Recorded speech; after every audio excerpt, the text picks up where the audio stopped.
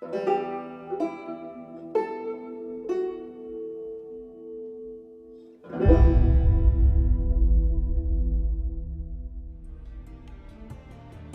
in August of 2015, Naughty Dog announced that for the first time in the history of Uncharted, Nathan Drake's final journey would be accompanied by a single-player DLC.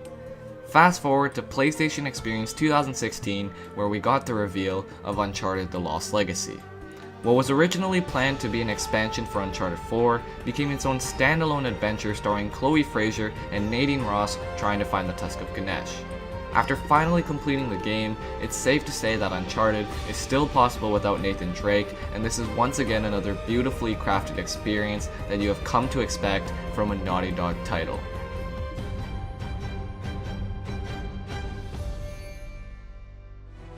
The Lost Legacy takes place less than a year after Uncharted 4, where Chloe Frazer must enlist the help of Nadine Ross in order to find the Tusk of Ganesh, an ancient artifact that each are trying to obtain for their own personal reasons. Like previous Uncharted games, there will obviously be others trying to obtain the same treasure, and in this case we have Asav, an Indian rebel leader who has an interesting plan with the Tusk. Along with his soldiers, Asav will make the challenge extremely difficult for Chloe and Nadine, as they must learn to work together in the most desperate times. One of the most important aspects in the Uncharted games has to be its characters and how they develop throughout the story. We get to learn more about Chloe and Nadine as the story progresses and understand what motivates Chloe to go on these types of adventures. Although Naughty Dog did a great job of handling the relationship between the two characters, it just didn't have the same special feeling as something like Uncharted 4 with Nathan Drake, Sam, Sully, and Elena. Asav also seemed like a standout villain at first, but was only seen in a handful of cutscenes and gameplay encounters that resulted in his development to be much less than hoped for. The adventure itself and the story behind the Tusk of Ganesh are both intriguing and had me more interested the deeper I went into the game. However, because the story was now focused on an ancient artifact rather than tracking down a famous explorer, it made this part of the story less gripping than some of the previous games. In terms of pacing, The Lost Legacy has looked at everything the other Uncharted games have done well and combined it all for the perfect combination. Overall, Naughty Dog has once again told a beautiful story that, even though has some minor issues, is still an amazing journey. Do I even need to tell you how amazing this game looks? Naughty Dog has done it once again, outperforming themselves with visuals that are absolutely insane. I myself had already thought Uncharted 4 was the best looking game on the PS4, but Naughty Dog has somehow managed to make this game look even better. The game is filled with graphical details that no other game can match, and leaves me speechless at how Naughty Dog was able to achieve something like this in only 1 year's time. I myself played the game at 1080p, 30 frames per second on my standard PS4 with only a few bugs and no frame drops whatsoever.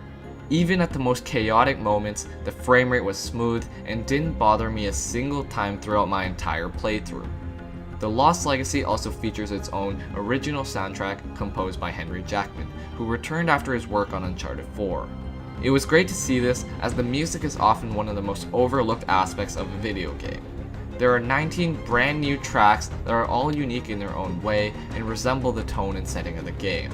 The environments in The Lost Legacy have to be some of my favorites in the franchise, as they delivered on bringing back the ancient temples, mysterious tombs, and exotic forests and jungles that I loved so much in the previous games. Often at times, I would want to just stay where I was and take in how beautiful the scenery was. Not many games are able to do this for me, but with Uncharted: The Lost Legacy, I could have stayed there forever. Knowing that The Lost Legacy was originally intended as a DLC for Uncharted 4, I didn't expect much change from the gameplay perspective. However, make no mistake that even though The Lost Legacy takes all the mechanics from Uncharted 4, it also adds new ones and improves on some of the things that didn't work as well in the previous installments. Some new features that have been added include lockpicking, silenced weapons, C4, and weapon crates that you can unlock in certain areas of the game. Uncharted is well known for its fun and over-the-top set pieces, and this is where The Lost Legacy shines. The first half of the game definitely has its slower moments, but also has some fast and intense set pieces where I was constantly on the edge of my seat.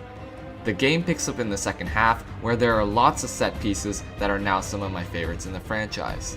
The final set piece is absolutely amazing as it takes everything that Naughty Dog has learned from almost a decade of making Uncharted games and combines it all to make something mind-blowing.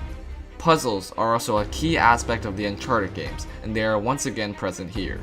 I was surprised with not only the amount and variety of puzzles, but also how well they were constructed and the amount of fun I had trying to solve them. These might as well be my favorite puzzles in the entire franchise, as they take all the elements from previous games and tie it in perfectly with the narrative. Like Uncharted 4, The Lost Legacy has its own giant open area. This is easily the largest area in any Uncharted game, making the Madagascar level in Uncharted 4 look small. While I still enjoyed my time playing it, I felt that this was the lowest point in the game for me and hope that Naughty Dog doesn't make a level like this in their future games. It was still a very well designed level, but dragged down the pacing and prevented me from moving on in the story. Uncharted is best when it's linear, and thankfully the majority of the game is still that. More than anything, The Lost Legacy is extremely fun to play and has some of the most over the top moments the franchise has ever experienced. It took me just under 7 hours to complete the game from start to end. Many have complained that this doesn't justify a $40 investment, but I completely disagree. This is still an amazing Naughty Dog experience like no other game, with an astonishing story and characters and some of the best gameplay moments in the entire series. Provided that you replay the game on a higher difficulty, explore the open area of the Western Ghats, try obtaining some of the trophies, go for the collectibles and optional conversations, you can easily get more than 15 hours out of the single player campaign. If that isn't enough, The Lost Legacy comes with Uncharted 4 multiplayer in both co-op arena and survival. This can give you another dozen hours, or if you're like me, a few hundred. Many people overlook games like this because they need to get their money's worth, which can only be measured in the time playing the game. I find this type of thinking absolutely absurd. If a game like The Lost Legacy is able to tell an amazing story with fun gameplay and is an experience like no other, then the price tag should not be a problem. In the end, Uncharted The Lost Legacy is a beautiful journey that takes everything done right from the previous games and combines it all to create some of the best set pieces, puzzles, level designs, and overall gameplay. While there were just a few things I missed in the story, adventure, and the open area of the Western Ghats, there is no doubt that this is another top-of-the-line Uncharted game you have come to expect from Naughty Dog. My score for Uncharted The Lost Legacy is a 9 out of 10. Thanks a lot for watching.